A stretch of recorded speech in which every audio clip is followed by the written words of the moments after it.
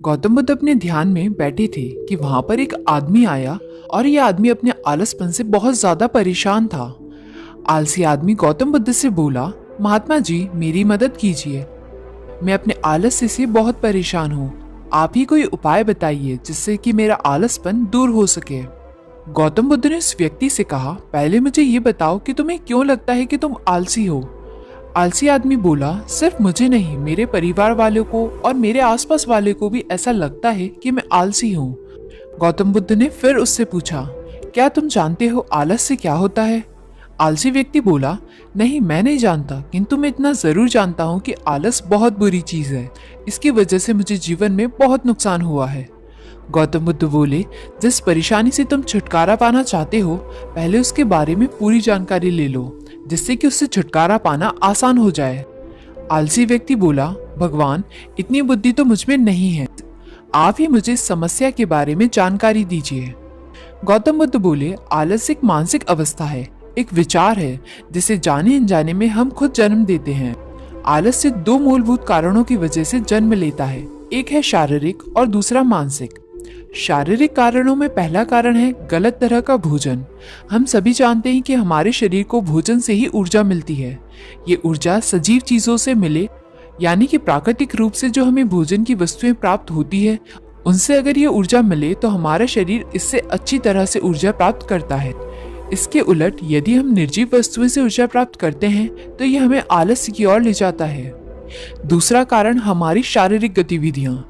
शारीरिक गतिविधियां भी हमें आलस के चंगुल में फंसा सकती है।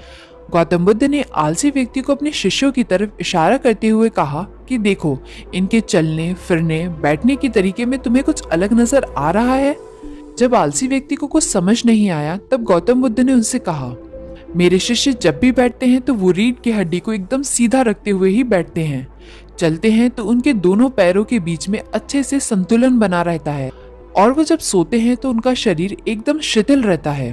ऐसा करने से उन्हें रात्रि में एकदम सही तरीके से नींद आती है। आलसी व्यक्ति बोला, लेकिन नींद तो आलस्य का ही एक सबसे बड़ा स्वरूप है। बुद्ध बोले, हाँ, अगर उसे ज्यादा मात्रा में लिया जाए तो। बुद्ध ने इस बात को आगे बढ़ाते हुए कहा, नींद कम मात्रा में लोगे तो तुम्हें अगले दिन थकान महसूस होगी और ऐसा करने से शरीर में ज्यादा आलस आएगा। नींद ज्यादा लोगे तब भी यह परिणाम होगा, इसलिए नींद को न ज्यादा न कम, एकदम सही मात्रा में लेना अति आवश्यक है।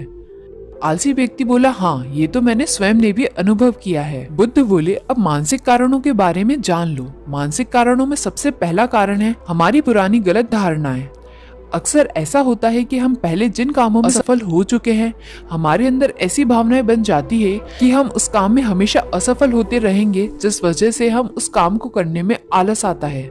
ऐसी धारणाओं से छुटकारा पाने का एकमात्र उपाय ये है कि हमें अपने मन को ये समझाना चाहिए कि पिछली बार हम जब उस काम में असफल हुए थे, अब हम उस काम के बारे में उससे ज्यादा जानते हैं, क्योंकि असफल होने के बाद हम उससे काफी कुछ सीखते हैं। बुद्ध बोले, दूसरा कारण है आलसी और कामचोर व्यक्ति की संगत। कई बार ऐसा होता है कि हम आलसी नहीं होते, मगर हम जिसके साथ रहते हैं उनके जैसे बन जाते हैं। इससे छुटकारा पाने का उपाय बहुत सरल है। कामचोर और आलसी व्यक्तियों से दूर रहो।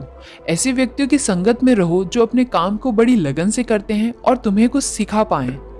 गौतम बुद्ध ने तीसरा कारण बताते हुए कहा, यह कारण आलस के लिए सबसे बड़ा कारण है। काम को कल पर टालते रहना। ये कारण इतना शक्तिशाली है कि किसी भी व्यक्ति को बर्बाद कर सकता है।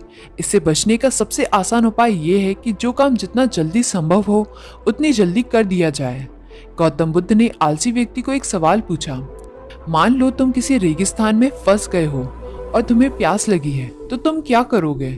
आलसी व्यक्ति बोला, मैं जल्द ही रेगिस्तान के आसपास कोई गांव की तलाश करूंगा और ऐसी जगह तलाश करूंगा जहां मुझे पानी मिल सके। गौतम बुद्ध बोले, अगर तुम्हें काफी देर पानी ढूंढने के बाद भी नहीं मिला तो तुम क्या करोगे? आलसी व्यक्ति बोला, मैं तब भी अपनी तलाश जारी रखूंगा, क्योंकि ऐसी परिस्थिति में मेरे पास कोई और दूसरा विकल्प तो होगा ही नहीं।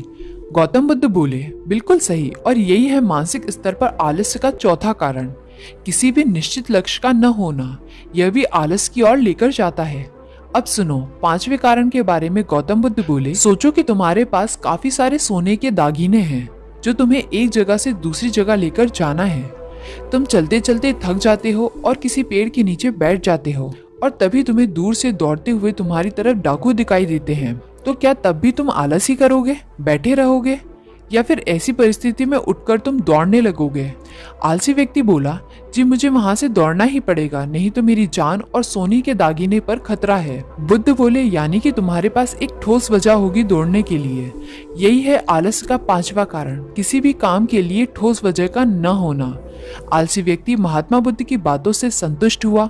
वह बोला, महात्मा जी, मैं अब आलस्य के बारे में सब कुछ जान चुका हूँ। अब मैं इन सभी कारणों पर काम करूंगा और अपने आलस को दूर भगा दूंगा।